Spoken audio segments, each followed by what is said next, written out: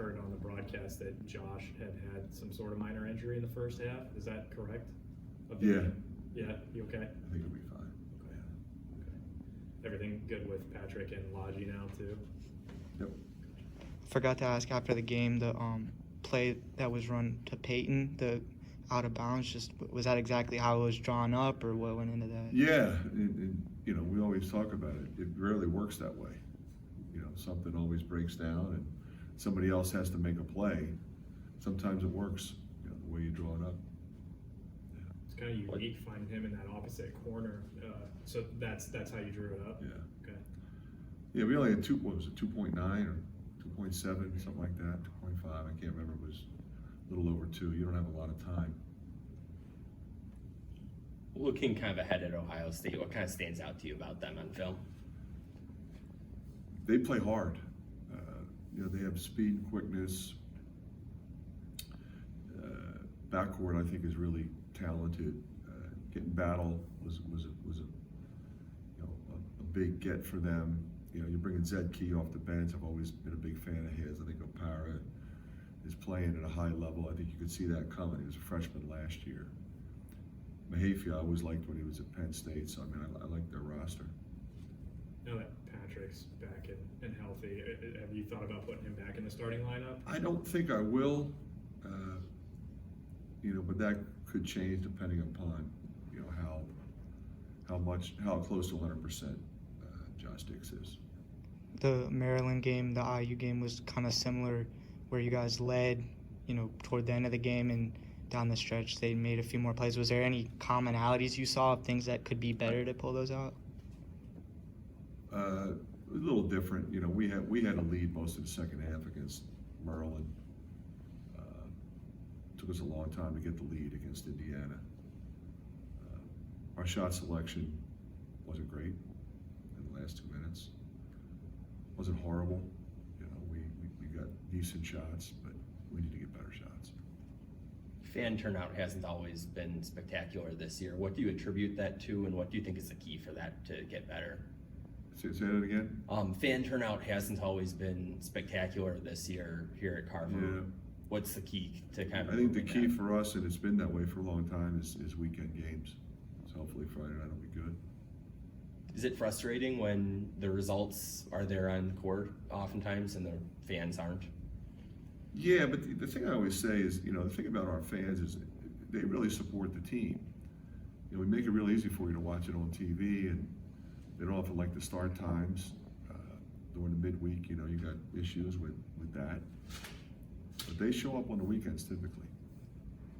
DeSante has been, I mean, he began the year in starting and ended up coming off the bench. Where do you feel like he is right now in terms of being able to make an impact? Well, you know, I think he's a valuable player for our team, you know, as is Brock Harding and Price Sanford. Their minutes have been up and down, those three guys. As you get into conference play and sort of streamline the other positions. But I have total confidence in those three guys.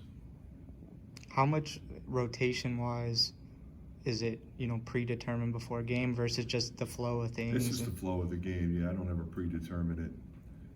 And then also, obviously, when you factor in some injury situations, that's going to create opportunities for other people. You know, that's where Evan Bronze has gotten some opportunity and has done well.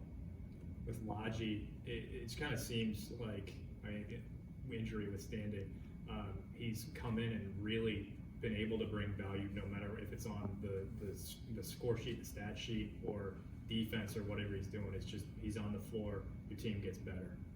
Yeah, I think his defensive instincts and physicality has been really good, as his rebounding, has his rebounding. He's not afraid to shoot the ball. He'll shoot the ball. You know, I think little by little his offense will come around. He takes good shots. They all look good. He makes some. I think more and more he'll start making a higher percentage. It seemed like with Ben, obviously he didn't shoot well against Indiana, but he seemed like he had a lot of good looks. He did have a lot of good looks. You know, I want him to keep shooting it. You know, I don't ever want him to get tentative at all. And it's frustrating sometimes when you're shooting that mid-range jumper that he usually makes, and they're going in and out on you, they're rolling out. But he kept playing hard, and that's what we need him to do. I think it's now 4 straight games where Tony's had at least 20. How important has he been? What do you see as kind of the Well, next step? you want him to continue to be aggressive. I mean, that's when he's at his best. But he's also, been fairly under control as a point guard. And that's the big difference when you're the 2 guard, you can attack, and when you're the point guard, you have to pick your spots. And I think he's really figured that out. He's been really impressive. He had that shot from about half court the other night. I think I saw you say, "Settle down, P." Is that something you have to say to him like frequently with the way he was shooting the ball? The one, that was probably a little bit too deep. Sure. And he's done that before. You don't ever really want him thinking too much about that. Just want him to fire.